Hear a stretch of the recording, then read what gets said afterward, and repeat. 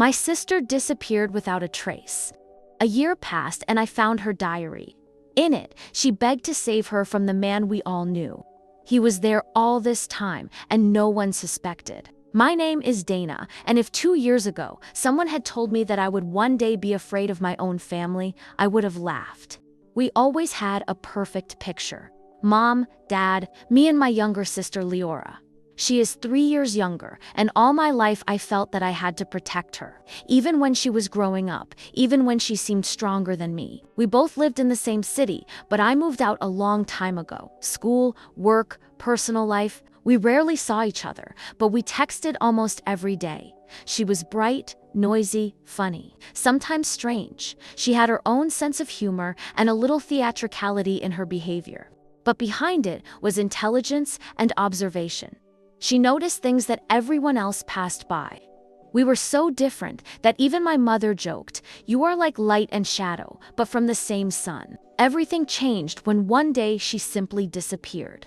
It was March. I wrote to her in the morning, as usual, and she didn't answer.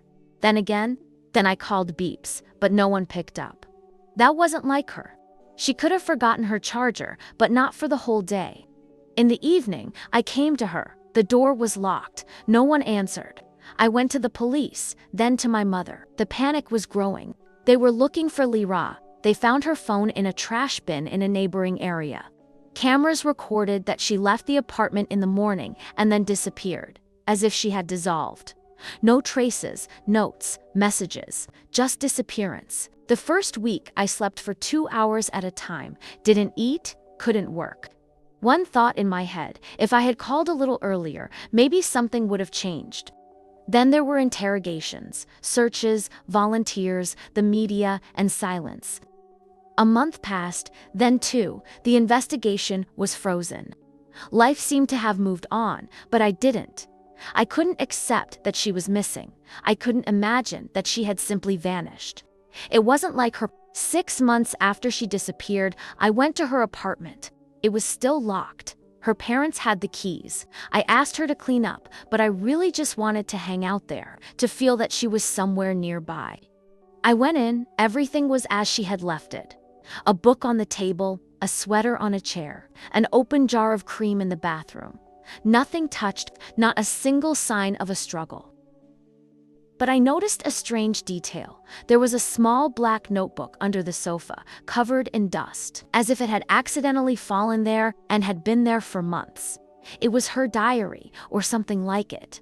No dates, no diary. Just thoughts, phrases, scraps of thoughts. The further I read, the more frightening it became. He's watching me. I don't know how he does it, but I can feel his gaze even through the walls. It didn't start right away. At first there were coincidences. I think, and he speaks, I'm silent, he answers. I leave, and he's already waiting.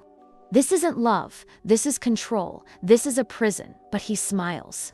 Then again, if anyone finds this, know this, I haven't gone crazy. I tried to tell Mom, Dana, no one listened. Everyone thought, you're just imagining things, but he's nearby, he knows where I am, and if I disappear, it wasn't me who wanted to leave. I flipped through the pages with shaking hands. It was all there, names, dates, mentions of some dreams in which she wakes up in the same room where there's nothing but a mirror and a clock. And in each dream, the hands show 4:12. She wrote that she was beginning to doubt that she was waking up in reality. But the scariest part was on the last pages. Today, he said he had a plan. That I wasn't smart, just convenient. That my family would never believe it. I said I'd leave. He said, you'll only leave if I decide you're no longer interesting. I'm writing this down because if I disappear, it's him. And it started much earlier than I realized. He was there when I was 16. I didn't know then. He was a family friend. He always knew where I was. He was waiting. And the signature? You know him. He's there. I couldn't breathe. I reread those lines 10 times. He's a family friend. He's there. I called my mother and asked her dozens of questions. About the men Lira talked to, about family friends, and one name popped up right away, Igor. my father's colleague. He often visited our house when we were teenagers. I found him boring, always silent. And Lyra, I remembered that she always behaved unnaturally around him. Harshly, abruptly, as if she was defending herself. But then I thought it was just teenage rebellion. I started digging. His social networks, old photos, messages, all sorts of online archives. Nothing suspicious. He is an ordinary guy in his 50s, married. But when I went to one old forum about dreams and mind control, which was mentioned in Lyra's diary, I came across the nickname Iris412, and he wrote, "If a person forgets himself, he is easy to break. But if he wakes up ahead of time, you need to act quickly." The same nickname popped up in Lyra's mail archive. I froze.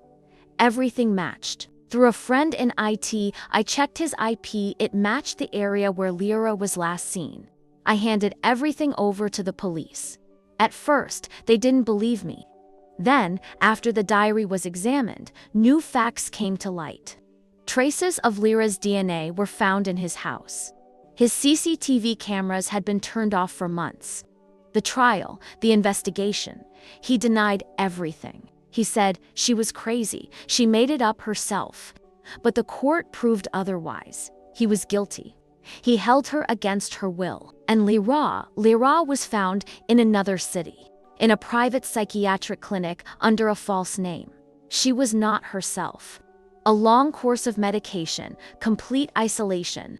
He issued documents for her as his relative falsified the data.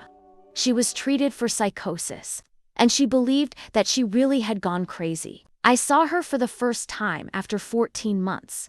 She did not recognize me at once. Then she cried. Then she asked, "Did you find the diary?"